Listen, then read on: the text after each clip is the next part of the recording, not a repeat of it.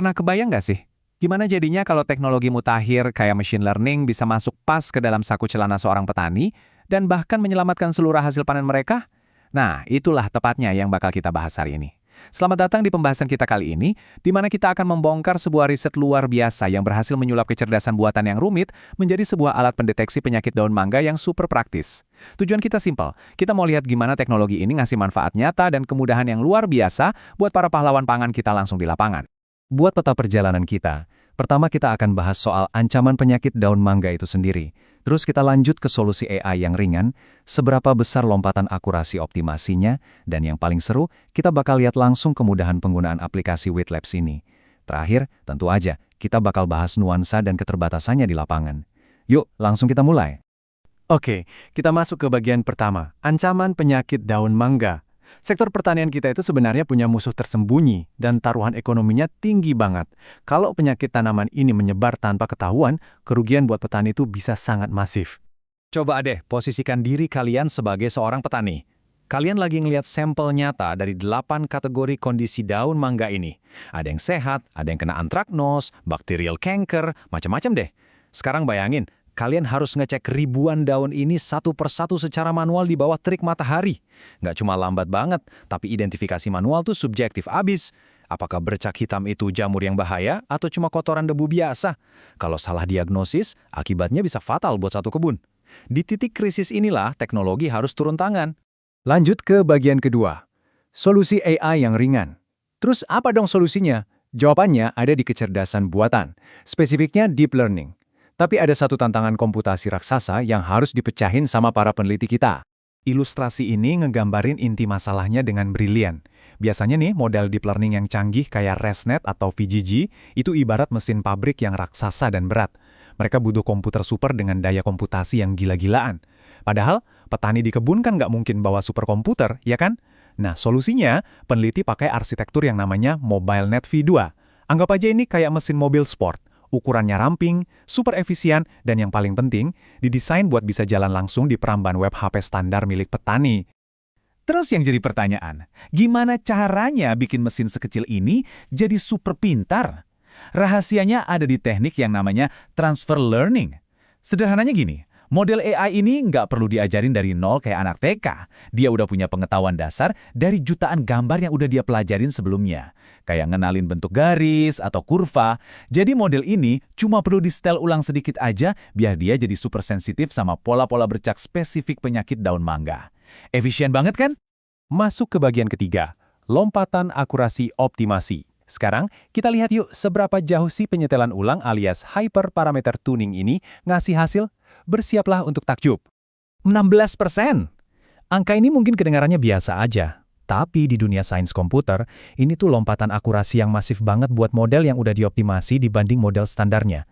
Cuma lewat kalibrasi cerdas di mesin yang ringan tadi, kemampuannya langsung meroket tajam. Dan lompatan tadi bawa kita ke angka puncak ini, 94%. Sistem ini sekarang bisa mengidentifikasi status daun mangga dengan akurat sampai 94%. Ini ngebuktiin satu hal yang krusial banget. Bikin aplikasi yang enteng buat masuk saku petani itu nggak berarti kita harus ngorbanin ketepatan dan presisi AI-nya. Kalau kalian butuh bukti visualnya, coba perhatiin matriks konfusi ini. Terutama gambar yang di sebelah kanan. Itu model yang udah dioptimasi. Lihat garis diagonal biru gelap dari kiri atas ke kanan bawah itu? Semakin gelap warnanya, artinya modelnya makin pintar nebak dengan benar. Ini bukti konkret kalau model kita jadi jauh lebih tajam buat bedain mana daun yang beneran sehat dan mana yang sakit. Nah, sekarang kita di bagian keempat, kemudahan penggunaan aplikasi Wheat Labs. Ini dia inti dari semua obrolan kita. Semua matematika dan matriks tadi memang keren abis, tapi mari kita kembali fokus ke sang petani di lapangan. Gimana caranya hitung-hitungan rumit ini diterjemahkan jadi kemudahan di dunia nyata? Jawabannya ada di Wheat Labs. Supaya riset canggih ini bisa langsung dipakai di kebun, aplikasinya harus instan dan nggak ribet. Petani sama sekali nggak perlu pusing mikirin apa itu transfer learning. Mereka cuma butuh 3 langkah, ambil foto daun pakai AP, biarin sistemnya mikir bentar, dan bam, hasilnya keluar seketika. Sepraktis itu. Dan ini dia wujud asli antarmukanya. Bersih, rapi, nggak banyak basa-basi. Purwarupa web yang dibangun pakai Streamlit ini benar-benar jadi jembatan yang sempurna. Dia nanggung semua beban komputasi AI yang super berat di belakang layar, lalu menyajikannya dalam bentuk kotak sesimpel ini, di mana petani tinggal seret dan lepas atau upload foto. Inilah wujud nyata dari pemberdayaan petani lewat teknologi yang mudah diakses di lapangan. Lihat apa yang terjadi pas fotonya diunggah. Hasil analisisnya instan banget. Di sini sistem ngasih peringatan deteksi antraknosis dengan tingkat kepercayaan tinggi, 87,54%. Informasi yang cepat, spesifik, dan bisa langsung ditindaklanjuti kayak gini bikin petani bisa langsung ngambil tindakan buat nyatasin jamur sebelum nyebar ke seluruh kebun. Ini beneran game changer. Di sisi lain, coba bayangin perasaan lega seorang petani pas ngelihat layar ini. Status hijau bertuliskan sehat dengan skor kepercayaan tembus 98% lebih. Ini bukan cuma soal nyari penyakit loh, tapi juga soal ngasih ketenangan pikiran buat petani kita yang setiap hari deg-degan mikirin nasib panen mereka. Terakhir, kita masuk ke bagian kelima, nuansa dan keterbatasan di lapangan. Memang sih, aplikasi Wet Labs ini canggih dan gampang banget dipakainya. Tapi, kita harus tetap realistis. Ngebawa teknologi dari lab ke alam liar itu selalu ada tantangannya sendiri. Kita harus paham kalau AI ini nggak sempurna. Kadang dia juga bisa bingung. Contohnya nih, ada tumpang tindih visual antara anthracnose yang bentuknya kayak bercak hitam basah sama sooty mold yang wujudnya kayak lapisan jelaga hitam. Kalau kamera HP petaninya pas-pasan atau pencahayaannya lagi redup, AI bisa kesulitan ngebedain tekstur basah sama jelaga ini.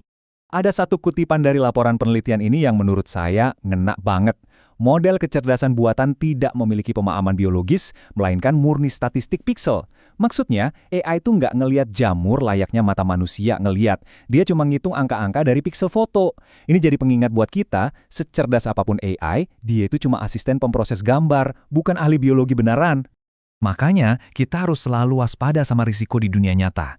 Kalau foto diambil sore-sore pas cahaya udah mulai gelap, atau kebetulan daunnya varietas langka yang belum pernah dilihat AI sebelumnya, tebakannya bisa aja meleset. Dan bahayanya gini, kalau petani telan mentah-mentah hasil AI tanpa pakai insting atau pengalaman mereka sendiri, mereka bisa salah nyemprot fungisida yang malah merusak tanaman. Wet Labs itu asisten yang luar biasa tangguh. Iya, tapi dia jelas bukan pengganti kebijaksanaan seorang petani. Nah, ini bawa kita ke satu pertanyaan penting untuk ditutup. AI yang super ringan di Wet Labs udah ngebuktiin kalau kecanggihan tingkat tinggi dan kemudahan pemakaian sekarang udah bisa masuk ke kantong baju petani kita dengan akurasi 94% yang bikin geleng-geleng kepala. Tapi ke depannya, gimana caranya kita menyeimbangkan kenyamanan dan kepraktisan AI ini dengan intuisi biologis dan pengalaman lapangan para petani yang nggak akan pernah bisa digantikan sama mesin apapun? Sebuah pemikiran yang menarik banget buat kita renungkan bareng. Terima kasih udah ngikutin eksplorasi kita kali ini. Semoga wawasannya bermanfaat ya.